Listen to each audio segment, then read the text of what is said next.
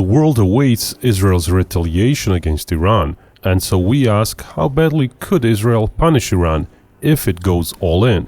That's what this video will explore, covering not only possible strikes on oil facilities and military sites, but a whole range of other targets and ways Israel can hurt Iran. Strikes against leadership, nuclear program facilities, missile factories, power plants, communications, but also banking facilities, as well as various cyber attacks. Those are all possible and will be explored by this video. The video will not cover how much effort and time a mass air campaign might take, how worthwhile the whole campaign might be. We'll leave that for a possible other video. For now, types of target sets will be explored, analyzing which are harder to go after, which might hurt Iran more, and which might cause more political blowback to Israel. Israel's response to Iran's attack hasn't included strikes on nuclear facilities yet. Whether this changes could depend on US involvement. With so much information swirling around, it can be hard to get a clear picture, and that's where today's sponsor, Ground News, comes in. Ground News is an app and website that helps you cut through the noise by showing how stories are being covered across the political spectrum. They aggregate coverage from thousands of news outlets globally and give you the tools to easily compare perspectives. Whether it's political leanings or the ownership of each source, Ground News shows you how different outlets shape the narrative, so you can form your own conclusions. Let's take the nuclear strike support situation as an example. Ground News lists coverage from over 150 sources worldwide, making it easy to compare how outlets on the left, right and center are framing the event. Ground News even provides factuality ratings for each outlet, helping you quickly gauge the credibility of reporting. What's interesting is that right-leaning outlets have covered this story more extensively. On the left, articles show that Biden does not support Israeli strikes on Iran nuclear sites, but on the right, articles show that Trump blasts Biden's refusal to back Israeli strikes. Another great feature is the blind spot feed. It highlights stories that one side of the political spectrum might be ignoring. For instance, Ground News shows how certain stories, like this one, get disproportionately more coverage from one side than the other.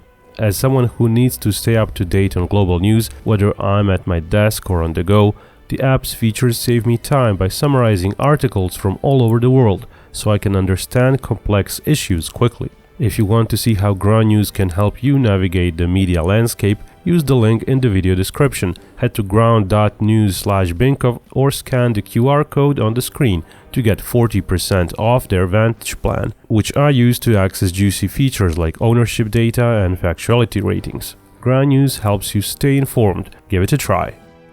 Right away, let's mention that Israel has nuclear weapons, but those will not really be considered in this video, as we believe Israel won't use those. Still, even if someday Israel does decide to use nukes first, it's likely only a few would be used on select military and industrial sites, not even on Iran leadership sites, as those are often too close to civilian centers. Moving on.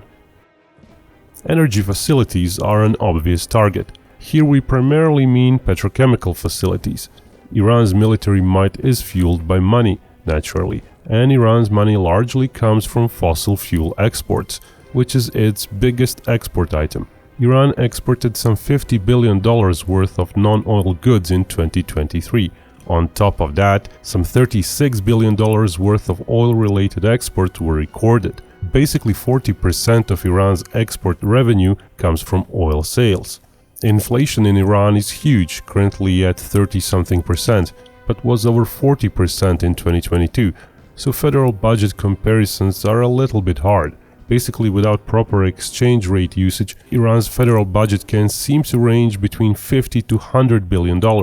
That's of course not really so, but still, without oil exports, Iran would be a much poorer country. It's likely that oil exports account for at least a third of federal revenue, as Iran's oil industry is de facto government-controlled.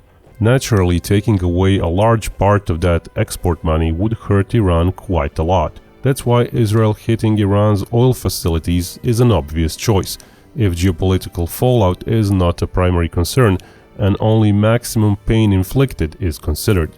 There are thousands of oil wells in Iran, but going after those would not be economical, as anything can be repaired. a better choice is going after oil refineries. Iran has 10 oil refineries, some of which are huge sprawling facilities that refine hundreds of thousands of barrels of oil per day.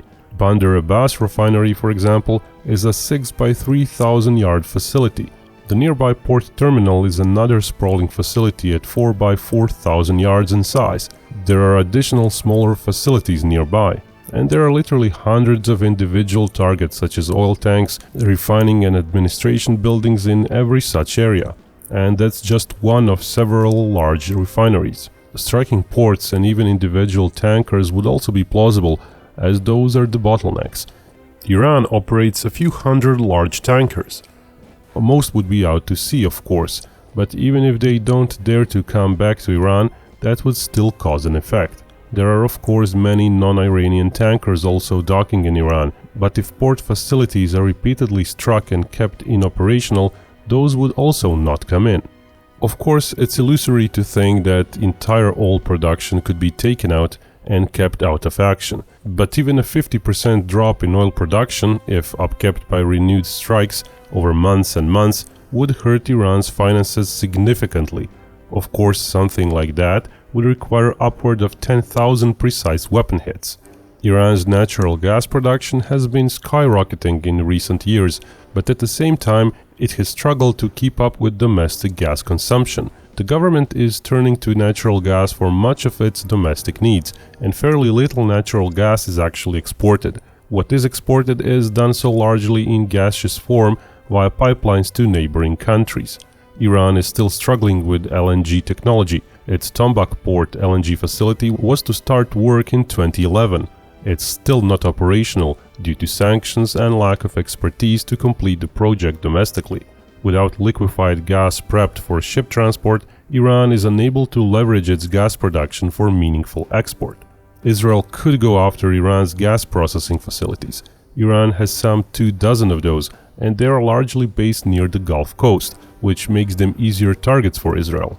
A, they're closer, and B, missiles or aircraft would need to fly over less or even no Iran's territory, meaning less exposure to detection and air defenses. That's unlike with the oil refineries, some of which are located more inland, like large refineries at Tehran and Isfahan. But gas facilities are likely not high on Israel's target list. A, they would take a similar number of Israeli weapons, for B, a much smaller effect, as not nearly as much money comes into Iran's coffers due to gas. Furthermore, as much of Iran's everyday population depends on gas directly, it might make Israel's strikes unpopular even among a specific part of the Iranian population which might otherwise be against its own government. Predicting revolutions is never easy, and chaos might typically breed revolutions.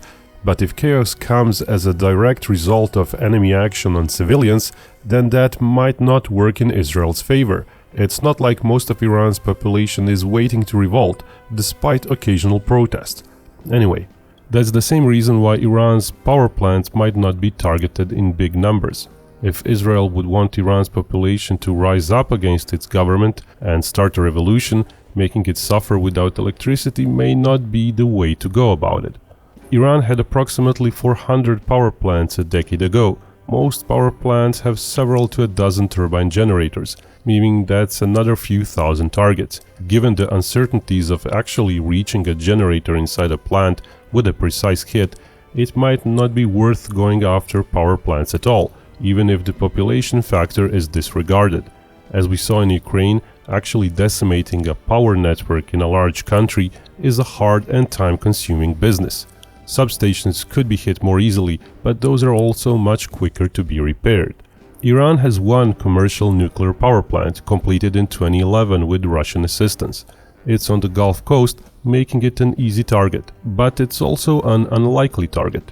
Going after any sort of nuclear reactor, be it the commercial one or developmental one, would come with grave implications for Israel. If radioactive material leaks into the atmosphere, it would set a dangerous geopolitical precedent. Even Russia and Ukraine so far have refrained from such goals. Not only would many Western countries condemn Israel and possibly change their policies towards Israel, but Iran might see said event as basically nuclear weaponization used against it. So such an attack might actually push Iran towards the decision to get their hands on actual nuclear weapons, which is the one thing Israel doesn't want to happen. Just a quick note, we thrive on your Patreon and channel member support, so if you think our videos are informative, feel free to support us. Patrons and members get access to videos without ads, often early too.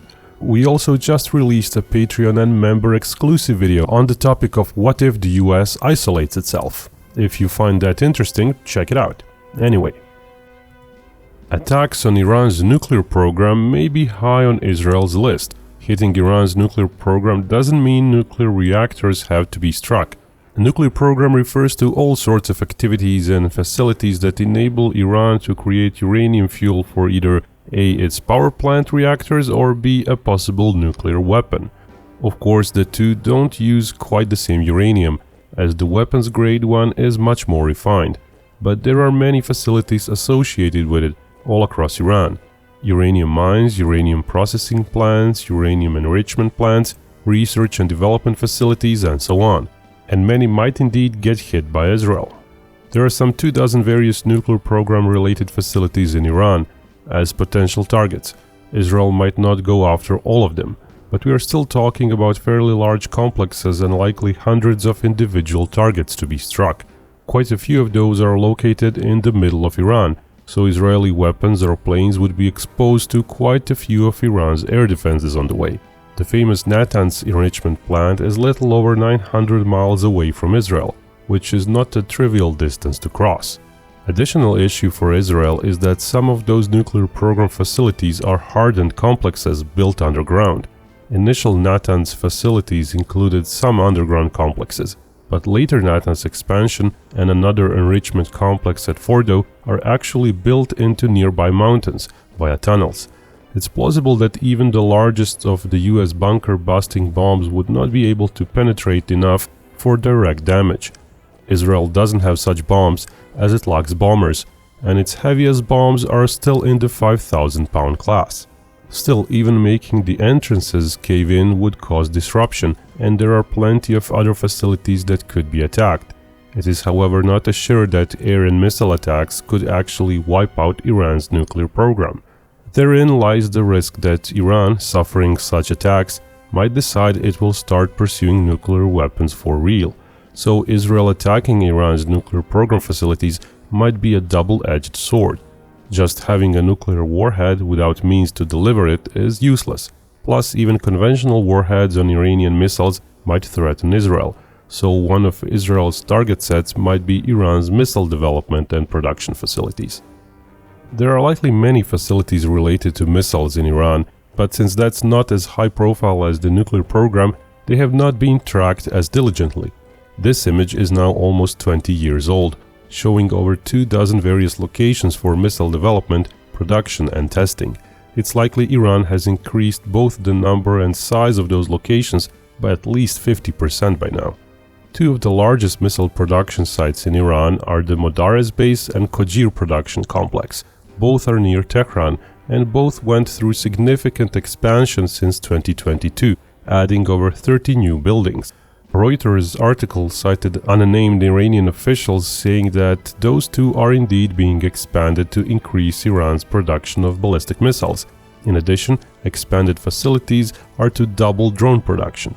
Some of the facilities, like Kojir complex, are a series of sprawling facilities with well over 100 various buildings over several square miles of area.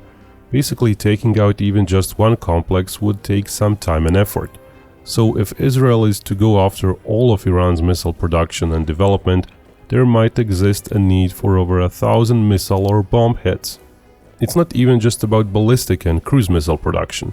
Israel would likely want to attack SAM missile production sites as well, as Iranian SAMs have started to get fairly sophisticated. We talked about that in one of our previous videos. In addition to all those, Israel is likely to go after high-profile targets such as Iran's Air Force bases, military headquarters, ammo depots, communication centers, and so on. Easy targets like Navy ports in the Gulf are also plausible, lowering Iran's military potential. Hunting Iran's missile launchers would be attempted, but given those are mostly mobile, it might be extremely hard.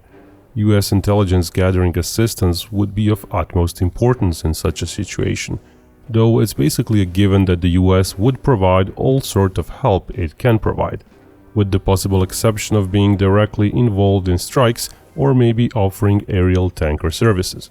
It's impossible to tell precisely how many targets might all that involve, but it could be anywhere from hundreds to many thousands of targets if Israel really wants a big, protracted air campaign aimed at inflicting as much damage to Iran's military as possible.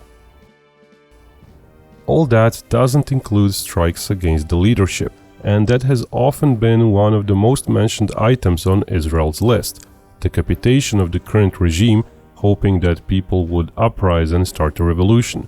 Now, whether an uprising is realistic or plausible, we won't go into that. As we saw several times now, Israel's intelligence agencies have managed to infiltrate its enemies' decision-making circles quite a bit.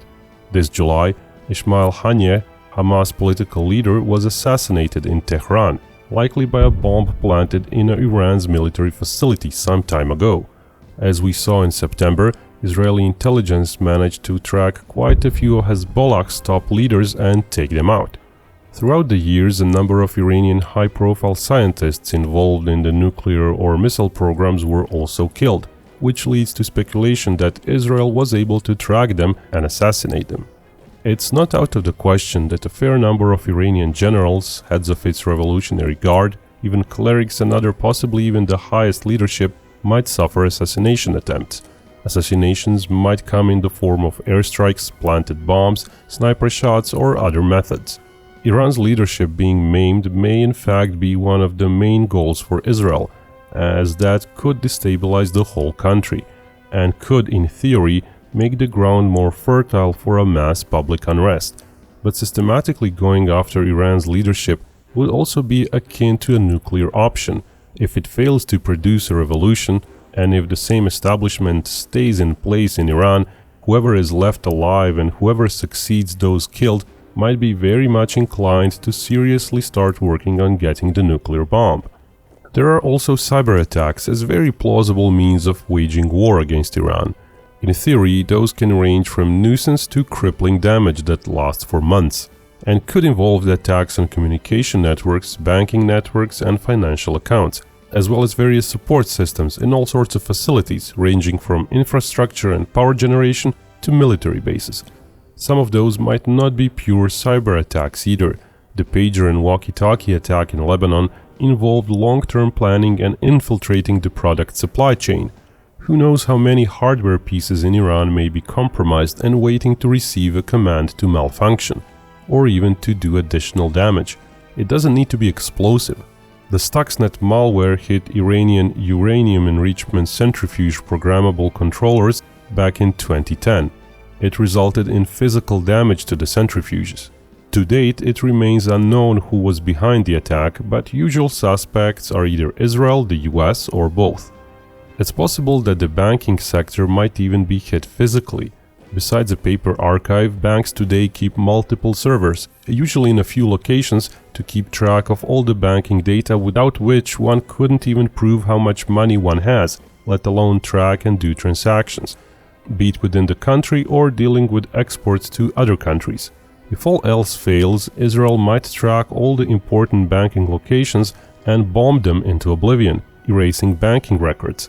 The kind of chaos that would cause is hard to measure. Of course, again, if everyday civilians in Iran get in problems because of that, it might not be what Israel was aiming for. So banking sector attacks might be more focused on specific individuals and business entities.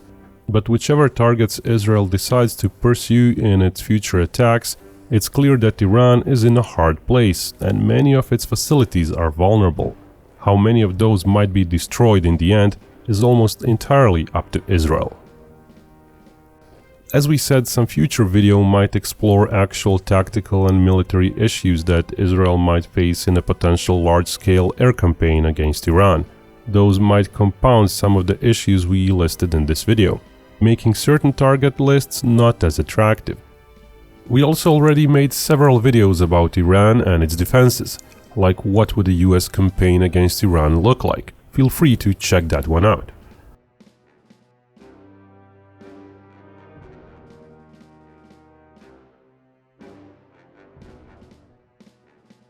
And remember, Binkov may talk about war, but only real peace can bring us all together.